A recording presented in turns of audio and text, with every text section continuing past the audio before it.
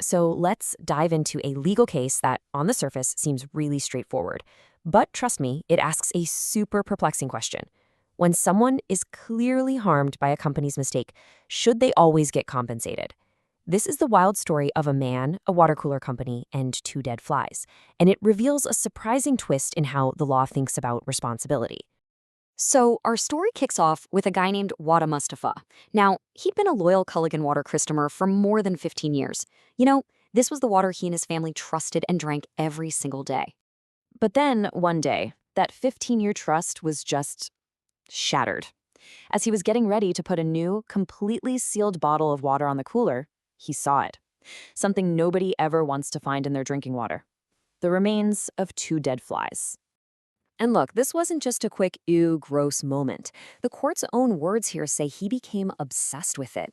The thought of what his family might have been drinking, it just completely took over and triggered a really severe psychological reaction.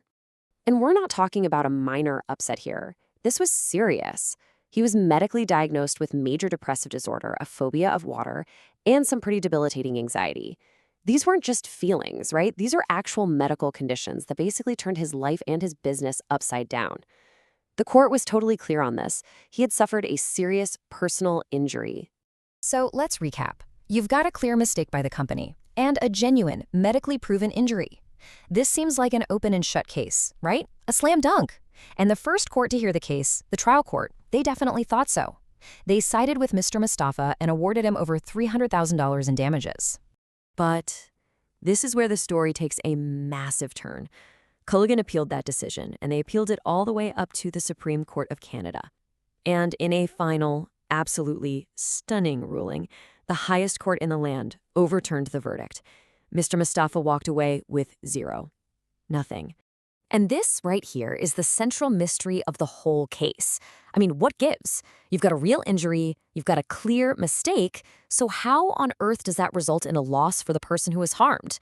Let's break down the legal reasoning, because it's pretty wild. To solve this mystery, we have to look at the exact tool the court used, the four-part test for negligence. Think of it like a checklist. In a lawsuit like this, the person suing has to prove all four of these things to win their case. Miss one, and you're out. So, how does Mr. Mustapha's case stack up against this crucial legal test? All right, let's walk through it step by step and pinpoint exactly where things went off the rails for him. Okay, first up, duty of care. Did Culligan have a legal responsibility to be careful with its product? Yeah, absolutely. The court said it's a no-brainer that a company making something you drink owes a duty to the customer.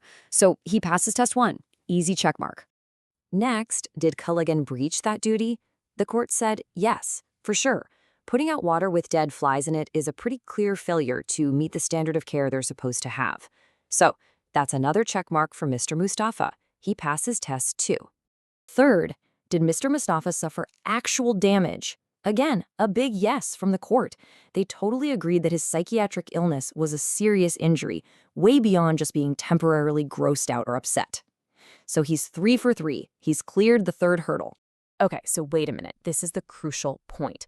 He passed the first 3 hurdles. Duty, breach, and damage were all proven. This just makes the mystery deeper and tells us the entire case must have fallen apart on that final 4th element, causation. And this is where the case gets really fascinating. See, legal causation isn't just a simple question of, did A cause B? The law adds another layer to it. It asks if the harm was a reasonably foreseeable result of the mistake.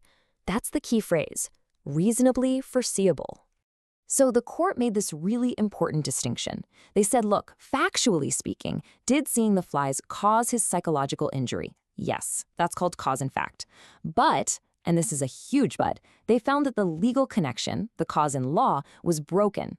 His harm was seen as too remote from the mistake because it wasn't foreseeable. So what exactly makes something legally foreseeable? The answer, the big clue that solves this entire case, is a very specific legal idea the court used to measure foreseeability, and it's called the person of ordinary fortitude. Now here's the key to the whole thing. The law doesn't judge foreseeability based on one person's unique personal sensitivities. Instead, it uses an objective standard. It asks a question like this. Would a person of reasonable or ordinary mental and emotional strength have suffered this type of serious psychiatric injury from seeing flies in the water? This quote from the Supreme Court really gets right to the heart of it. The law has to set a baseline. It's not trying to punish people for being more sensitive, but it's trying to create a predictable and fair standard for defendants who, can't be expected to know the unique psychological state of every single customer they have. And this really shows the core of the court's thinking. On one side, you have the legal standard, what you'd expect from a person of ordinary fortitude. On the other, you have Mr. Mustapha's actual reaction, which even the medical experts in the case called highly unusual and very individual.